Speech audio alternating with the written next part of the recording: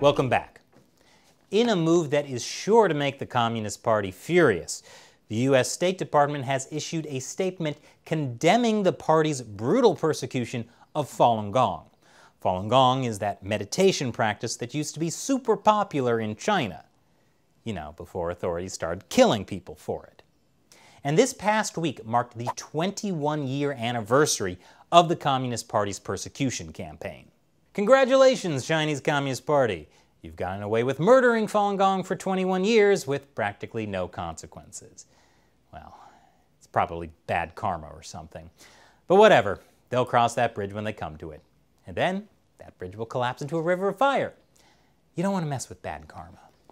Speaking of Falun Gong, this week, the human rights group the Lantos Foundation and 21 Wilberforce called out the New York Times for religious discrimination of Falun Gong. It has to do with this article. Basically, being victims of the Chinese Communist Party, some Falun Gong practitioners developed a tool called UltraSurf to get around China's internet firewall. They were seeking State Department funding for UltraSurf.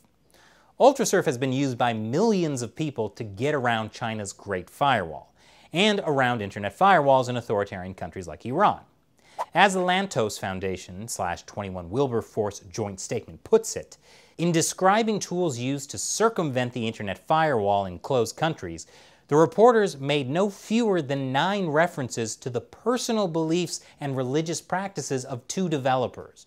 Though several other technology companies, NGOs, and other individuals were written about, none of their religious affiliations were mentioned. They point out that if the New York Times used the same treatment for developers who were Catholic, Muslim, or Jewish, there would have been an outcry, and rightly so.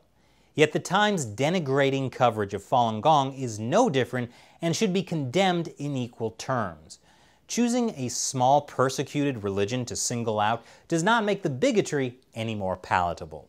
So, the New York Times wrote a bigoted article that criticizes Falun Gong because 2 people who practice it develop tools that promote internet freedom in China? Like I said, someone must be trying really hard to get back into China. But the U.S. doesn't want to go against the Chinese Communist Party alone. This week, Secretary of State Mike Pompeo traveled to the UK, where he met with Prime Minister, British Donald Trump. Pompeo said the U.S. wants to build a global coalition to counter China's disgraceful menace. Speaking of disgraceful menace, the Chinese ambassador in the UK had a real hard time answering questions about this drone footage from last year. It shows hundreds of blindfolded men being led from a train with vests that say Kashgar Detention Center. Can you tell us what is happening here?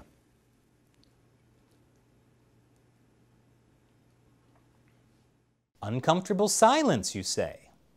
Yeah, he wasn't expecting that question. But eventually, he responds.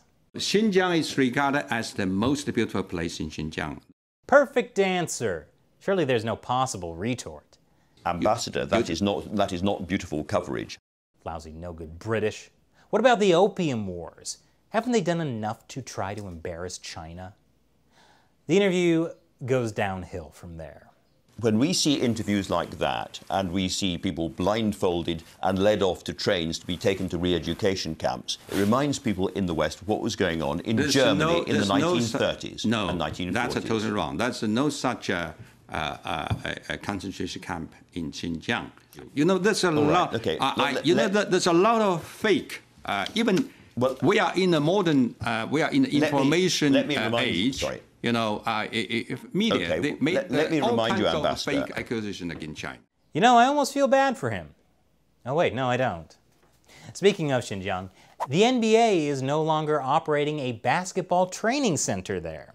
The NBA had been in Xinjiang since 2016, which was the same year that the Chinese Communist Party started turning the entire region into a giant prison.